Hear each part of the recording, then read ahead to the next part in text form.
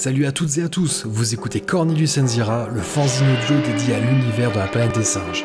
Jusqu'ici dans Cornelius Enzira, on a surtout parlé des films, un petit peu des romans et également des comics, mais ça j'espère le creuser un peu plus dans les prochains épisodes. Mais l'un des autres intérêts de faire un podcast centré sur la planète des singes, c'est que ça me permet de discuter avec d'autres passionnés.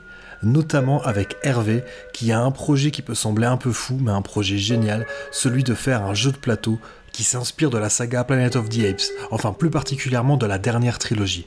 Hervé a monté une structure qui s'appelle What You See Is What You Games, et il compte lancer au mois de mars un financement participatif via Kickstarter. L'épisode que vous vous apprêtez à écouter est donc beaucoup plus court qu'à l'accoutumée parce qu'il s'agit d'une interview qu'on a réalisée par Skype. Alors en fait, même si on avait déjà discuté un peu via email ou via messagerie, c'est la première vraie conversation qu'on a, et le début de l'interview en fait ça faisait que quelques minutes seulement qu'on se parlait. Donc vous allez découvrir la plupart des détails en même temps que moi je les ai découverts. En tout cas, je suis vraiment ravi de pouvoir vous proposer cet épisode. D'une part parce que ça me permet de partager avec vous une très chouette rencontre que j'ai faite, et d'autre part ça me permet également d'évoquer d'autres aspects de l'univers de la planète des singes. Jusqu'ici j'avais jamais parlé de jeux, et là en plus on n'est pas du tout dans un produit marketing, on n'est pas du tout dans un produit dérivé, on est dans une création originale qui s'inspire de cette saga qui nous passionne. Et puis petit fun fact, d'habitude dans les épisodes qui sont centrés sur la planète des singes, je prends toujours des précautions, je vous dis toujours qu'à un moment ou à un autre il va y avoir des spoilers. Et bien là, pour une fois, cet épisode est complètement spoiler free, on ne divulgage absolument rien. Donc même si vous êtes simplement gamer, eh bien vous pouvez écouter l'épisode, il n'y a aucun problème. Voilà, je vais pas vous faire patienter plus longtemps, on va lancer le générique et on va rentrer tout de suite dans le vif du sujet avec l'interview. Shut up, you freak! Surely it's you. I said shut up! It's a madhouse! A madhouse! Take your sticky paws off me, you damn dirty ape! You maniac! You blew it up! Oh, damn you! God damn you all to hell! Do not want war!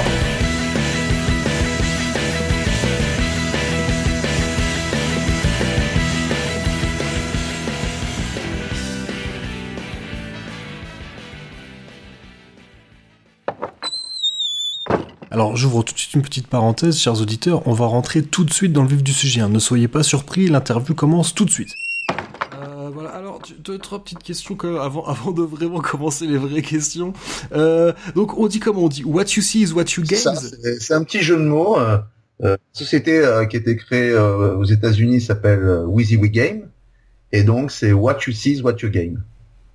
Jeu de mots par rapport à What you see is what you get. Donc là, techniquement, c'est une... Toi, t'es un éditeur français? Alors moi, j'ai une société qui s'appelle Z Horror Life Company, qui est basée en France.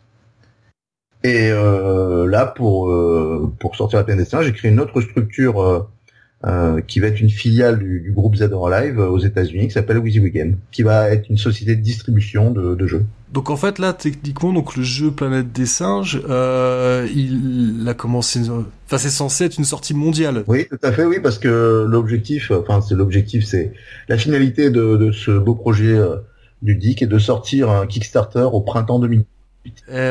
Pourquoi justement attendre parce que au début quand j'ai vu votre projet, moi la première chose que j'ai eu envie de faire, c'était tout de suite de souscrire au Kickstarter. Pourquoi juste attendre comme ça encore quelques mois?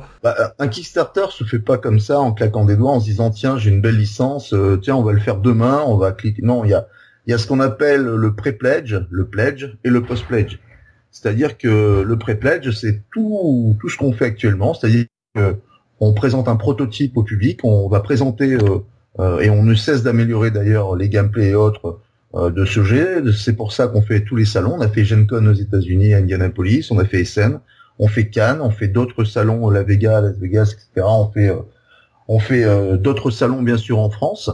Et donc c'est pour faire jouer les joueurs avec notre prototype, et puis leur dire voilà un peu le projet, comment il avance, et rendez-vous au Kickstarter. Justement, peut-être pour peut-être décrire le jeu en fait, parce que je pense que la plupart des auditeurs de Cornelius Enzira sont surtout fans de la planète des singes et peut-être pas forcément connaisseurs de jeux de plateau. Est-ce que tu pourrais essayer peut-être déjà dans un premier temps de décrire le jeu pour des gens qui sont pas forcément très connaisseurs, pour qu'ils comprennent un peu à quoi ça ressemble, avant de peut-être rentrer un peu plus dans les détails pour les gens qui pour le coup seraient plutôt des gamers confirmés. Mais pour moi, c'est un board game avec des figurines. Ça permet de ramener le cinéma chez soi autrement que par un DVD, mais de façon ludique à travers un jeu de plateau avec figurines et avec différents décors à l'intérieur, ce qui va leur permettre de faire des scénarios, de revoir pourquoi pas certaines scènes du film et de les rejouer à la maison. Donc le jeu en lui-même sera composé d'un plateau avec des cartes, des dés, des figurines en 32 mm, avec bien sûr les vrais personnages. Là, on a deux formules. On a la formule de la dernière trilogie.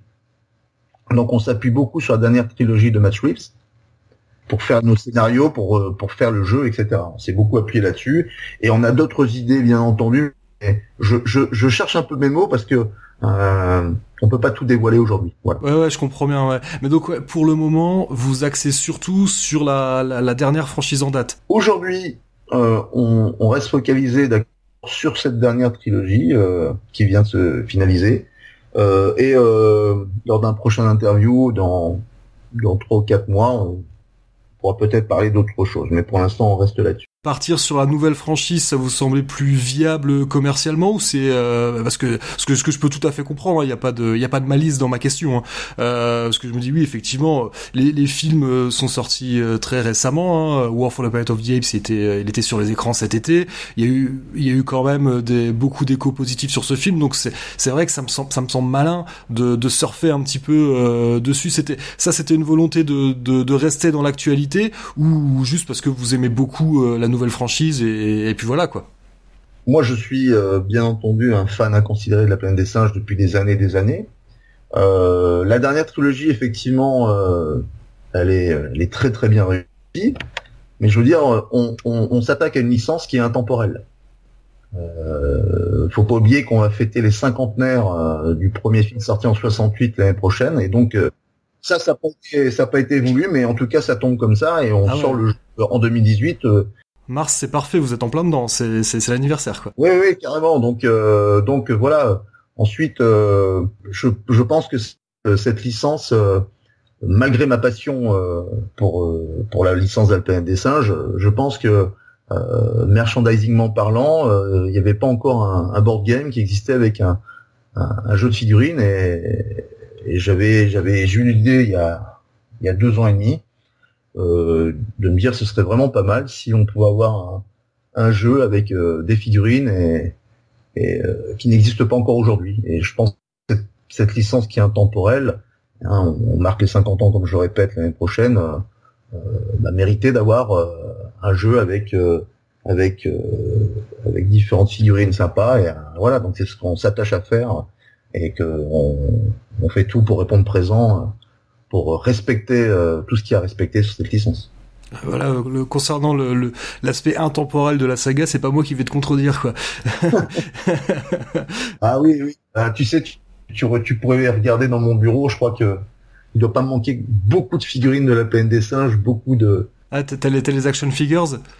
Ouais, carrément. Bah de toute façon, quand on travaille, quand on fait ce métier, comme je dis toujours, je vais souvent dans ma grotte tous les jours, mais c'est plutôt une grotte plutôt sympa avec plein de jeux partout et plein de figurines, et donc c'est vrai que ça nous aide aussi en inspiration. Il y a énormément de travail, il faut vraiment tout penser, c'est pas un petit projet, hein, donc voilà, c'est un métier à temps complet. Ah, parce que là en ce moment ton quotidien c'est tout ton temps, tout le temps que tu consacres au travail est consacré à ce projet, ou t'as quand même d'autres choses en même temps sur le feu? J'ai d'autres choses en même temps sur le feu, mais j'ai la chance aujourd'hui d'avoir une équipe super compétente, avec des gens aux États-Unis qui travaillent super bien et qui ont plusieurs dizaines d'années d'expérience dans ce domaine. Et donc ça me permet aussi de déléguer pas mal de postes parce que si je pouvais faire les figurines moi-même, je pense que le jeu marcherait pas du tout. Donc il y a des gens. On a une équipe qui est vraiment super et qui est passionnée également de la planète. Et puis on avance, on fait bloc, on avance tous ensemble. Et ça c'est franchement génial. Et justement, une des questions que je me posais, c'est comment vous avez fait pour obtenir la licence? Parce que il y avait quand même eu dans les années 70, en 74, je crois. Alors je sais plus quel éditeur avait sorti ça, mais il y avait un jeu quand même, Planète des Singes, qui s'est sorti. Alors plutôt un jeu qui s'orientait, je pense quand même pour un public assez enfantin. J'ai vu également qu'il y a IDW qui sort également un jeu de plateau, mais cette fois-ci concernant la saga originelle. Apparemment même j'ai cru lire que pour le moment le premier c'est sur le film de 68 et si ça marche ils feront les 4 autres films. Donc je me suis dit que je sais que c'est parfois compliqué d'obtenir une licence. Comment vous avez fait, enfin si c'est pas trop dévoilé de votre cuisine interne, comment vous avez fait pour obtenir la licence de la franchise? Bah déjà il y a eu 2 jeux de plateau qui sont déjà sortis, hein. Il y a eu Heroes Games qui avait sorti un jeu déjà à l'époque, et puis plus récemment, ça date de 2000 je crois, Winning Moves qui avait également sorti un jeu de plateau mais sans figurines, avec des pions. Effectivement, IDW sont en train de sortir, donc ils se basent sur la version classique, la version originelle du film, un petit jeu avec des cartes, etc., un petit jeu de plateau. Et donc là-dessus, j'en sais pas, mais nous on est dans un autre format. Hein, on est dans un autre format avec plusieurs figurines, des arbres et donc on n'est pas en tout cas dans ce contexte-là. Bah, c'est vrai que les images que j'ai vues, donc des photos qui ont été prises dans des conventions, c'est assez impressionnant parce que j'ai presque envie de dire que votre jeu à vous, il est en 3D, contrairement à un jeu de plateau ordinaire. Parce que peut-être pour expliquer aux auditeurs, voilà, on va dire que c'est pas comme Risk. Vous avez votre plateau de jeu puis quelques pions et des dés. Il y a des arbres, il y a même, enfin, j'ai l'impression que le plateau est sur plusieurs niveaux. Je me trompe? Non, pas du tout. En fait, comme je le disais en amont de cette discussion, c'est pas parce qu'on va utiliser une licence que voilà tout est gagné, etc. Donc c'est bien d'amener de l'innovation. Et l'innovation qu'on amène, c'est la verticalité. C'est-à-dire que effectivement, quand on fait un jeu avec des singes, faut pas sortir de Saint-Cyr pour se rendre compte que oui, effectivement, ce serait une bonne idée d'avoir des arbres.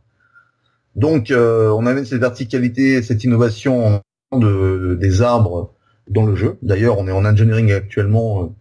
On va bientôt avoir le retour pour savoir combien on met d'arbres dans la boîte, etc. Enfin bref, ça c'est notre popote. Mais à côté de ça, oui, on essaye d'être au plus réaliste en fonction de la licence qu'on représente. Honnêtement, moi, c'est vrai que quand j'ai vu ça, j'ai trouvé ça franchement malin, quoi.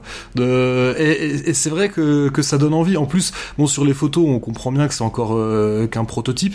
J'ai le sentiment que les figurines, la version finale, ça sera vraiment des beaux objets. Presque, je dis pas ça pour faire votre tape, hein, mais même moi, je me dis, ouais, en tant que fan, j'ai envie de l'avoir, ne serait-ce que pour avoir les figurines, quoi. Oui, c'est vrai. Et puis on a la chance de travailler avec des experts dans ce domaine, et donc théoriquement, voilà, on va avoir un beau produit. Après, il est vrai qu'aujourd'hui, on propose sur les conventions un prototype, hein, que l'on a fait nous-mêmes avec des bouchons de bouteilles d'eau, le socle d'un rouleau de sopalin et des vraies écorces d'arbres collées dessus pour amener justement un visuel assez sympa et puis pouvoir jouer avec. Et puis on s'est pas trompé parce que malgré que ça a été fait à la maison comme ça avec beaucoup de passion et beaucoup d'amusement, parce que c'est vrai qu'on a bien rigolé, mais quand on se rend compte le nombre de photos que les gens viennent prendre sur les salons, on s'est dit tiens ouais, c'est vrai que ça plaît. Voilà, c'était important d'avoir cette réponse de la part des gamers, et cette réponse là on l'a en faisant les conventions justement afin d'améliorer, etc. Donc ça, à ce niveau-là, c'est une très très bonne nouvelle pour nous, et donc ça veut dire qu'on est sur les bons rails et que on continue d'avancer, quoi. Et justement, là, tu parlais de gamer. Alors, en termes de gameplay, est-ce qu'il va falloir être un joueur quand même assez confirmé, de déjà être un peu...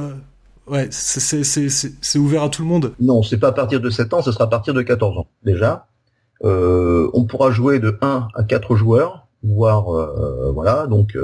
il y a une intelligence artificielle qui a été créée qui permettra à un joueur seul de pouvoir jouer à ce jeu. Après, moi, ce que je souhaitais, en tout cas, c'était d'avoir une prise en main rapide. Donc, c'est ça qui est intéressant, c'est qu'aujourd'hui, le retour, grâce aux conventions, on a amené de l'innovation avec la verticalité, avec les arbres en 3D. On a une prise en main qui est rapide et une jouabilité qui s'enchaîne rapidement. Et les joueurs n'ont, malgré qu'on n'a pas encore tout dévoilé, parce qu'on est en phase de développement, mais on a ce retour-là qui est vraiment très positif et comme on le voulait. On voulait vraiment quelque chose de, pour une fois, une prise en main rapide avec parce qu'on avait fait d'autres jeux avant et c'est vrai que c'était très très complexe. Malgré tout, là, c'est important de rester simple, pas trop simple non plus, d'accord, mais qu'on reste dans le cadre d'une prise en main rapide et surtout de permettre aux joueurs de s'amuser rapidement avec le jeu. Donc là, tu dis que vous êtes encore en phase de test. À l'heure actuelle, les règles, elles sont écrites ou elles sont encore, vous êtes encore en train de faire évoluer les règles? Alors, les grandes lignes, vraiment les grandes bases, etc., sont écrites. Et à partir de janvier, les règles sont écrites en anglais et en français, elles seront définies. Donc là, on est en train d'ajuster, en fait, de finaliser les règles par des petits ajustements bénins qui amènent un peu plus de fun dans le jeu. Ou voilà, on est dans la dernière ligne droite de l'écriture des règles. À partir de janvier, on aura les règles définitives. D'ailleurs, je vous invite à venir nous voir à Cannes fin février pour pouvoir tester le jeu. En plus, il devra faire beau, à mon avis, à Cannes en février, ça va être sympa. Sincèrement, c'est pas le problème, parce que pendant 3 ou 4 jours, on est à l'intérieur de la convention, et le plus important, c'est de jouer. En fait, le temps qu'il fait dehors, c'est pas très grave. Nous, en tout cas, il pleuvra pas sur notre maquette. Et donc, ouais, t'as parlé de la verticalité, mais sinon, donc c'est un jeu qui joue aussi avec des cartes, des dés. Oui, on a des cartes, on a des dés, on a des figurines, qui font office de pions de luxe, on va dire. On a donc les arbres, on a un plateau de jeu, et voilà, un board game tout à fait normal. Et juste comme ça, parce que j'ai envie que les auditeurs se fassent vraiment une idée de ce à quoi ça va ressembler à la fin. Là, à l'heure actuelle, une partie, ça dure combien de temps à peu près? Tout dépend des scénarios. Quand on se met à table pour jouer à ce type de jeu, c'est pas pour jouer un quart d'heure, 20 minutes. Donc il y a différents scénarios, il y aura différents modes, mode campagne, mode solo, etc. Mais partie normale peut durer 1 heure. Oh, bah c'est déjà sympa, ouais. Et donc a priori c'est plutôt un jeu un peu basé sur la stratégie quand même, ou Oui, c'est pas seulement jeter des brouettes de dés et qu'il y a que de l'aléatoire. Non, justement la complexité de fabriquer, de concevoir un jeu, c'est justement, enfin en tout cas pour ce qui nous concerne, nous on fait des jeux jusqu'à présent où on a besoin de perdre un minimum d'immersion. En fait, quand on se met à cette table de jeu, on joue à la planète des singes, l'idée c'est de pouvoir être dans le jeu et de vivre les moments comme on les voit dans les films ou autres. Donc cette immersion est importante. Et donc les jetés de dés, c'est une chose, mais il y a de la stratégie bien entendu. Surtout que, comme je le rappelle, il y a une IA, il y a une intelligence artificielle qui a été créée et qui permet justement d'avoir de nombreux rebondissements. Mais encore une fois là-dessus, tu peux pas trop en dire encore? Incessamment sous peu, oui, mais pour l'instant on a pas mal de surprises qui arrivent et donc qui va permettre d'affiner tout ça. Mais pour l'instant, on brûle pas les étapes, on reste concentré, on solidifie nos fondations et justement le retour de nos gamers sur les salons, les conventions, etc. C'est très enrichissant pour nous et pour l'instant on a un très très bon retour et tant mieux. Ça veut dire qu'on se plante pas, mais en tout cas on les écoute fortement pour pouvoir améliorer encore jusqu'à un moment où on essaiera d'être proche du perfect et voilà. Donc on a encore 7 mois devant nous et donc voilà, on est sur les rails. Puis quelque part, moi ça me va. Ça veut dire que dans 6 mois on refera une interview pour que tu nous parles justement de tout ce que t'as pas pu dévoiler aujourd'hui. Moi ça me va très bien. Bah oui, de toute façon, comme je dis, faut pas brûler les étapes non plus, faut pas s'enflammer. Y a rien d'acquis. On travaille énormément. Comme j'ai dit, on a une équipe de rêve avec que des gens compétents à chaque poste et on fait bloc, on travaille en équipe. Et ça ça vaut tout l'or du monde parce que travailler en équipe, ça permet d'avancer. Il y en a plus dans 10 têtes que dans une. Et donc voilà, On veut pas faire les fous, on veut bien faire le travail et jusqu'au bout. Donc pour l'instant, c'est pour ça que je veux rien vous dévoiler de plus, mais bon, dans tous les cas de figure, on dévoile déjà pas mal de choses pour l'instant, mais il y a encore pas mal de contenu à démontrer. Et à Cannes, on passera un échelon supérieur déjà. En tout cas, j'ai hâte de voir ça. Il y a des vidéos qui sont disponibles où on peut voir des tests du jeu, ou c'est pas encore le cas? Non, pas encore, parce que étant donné que les règles ne sont pas encore définitives et complètement rédigées, ça sert à rien pour l'instant de faire ça. On fera ça justement en temps et en heure, et en début d'année, on va se rapprocher de tout ça pour justement mettre des vidéos en ligne, etc.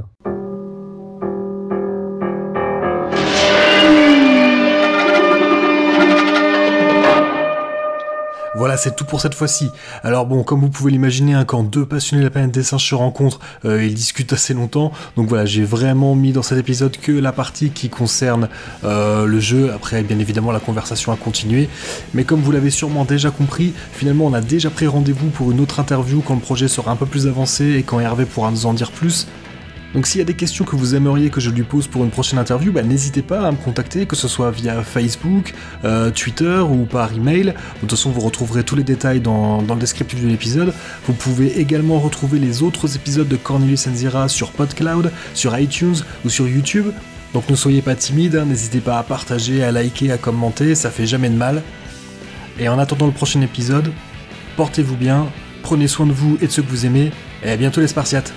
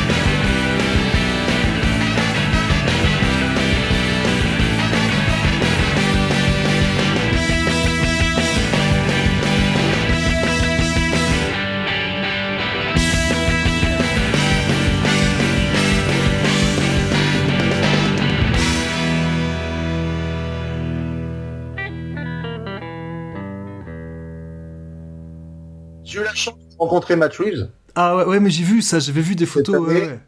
Et ce qui était assez génial, c'est que lui de son côté, bon bien sûr, lui a une production de film et moi en production de jeu, c'est complètement, il y a 2 océans d'écart entre les deux.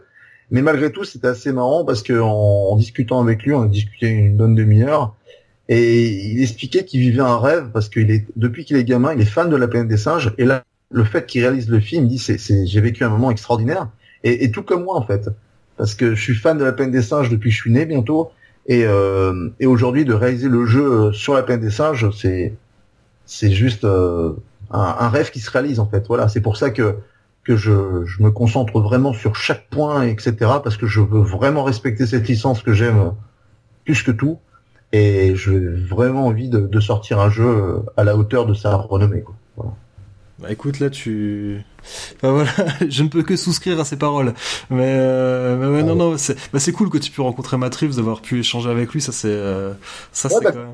Quand on va sortir la boîte, il est prévu qu'on se revoie justement pour lui remettre une boîte dans les mains et voilà. Et donc c'est vachement bien de pouvoir échanger avec des gens comme ça. Hein, c'est de partager une expérience. Ça, c'est entre passionnés, c'est classe quoi. Franchement, c'est classe.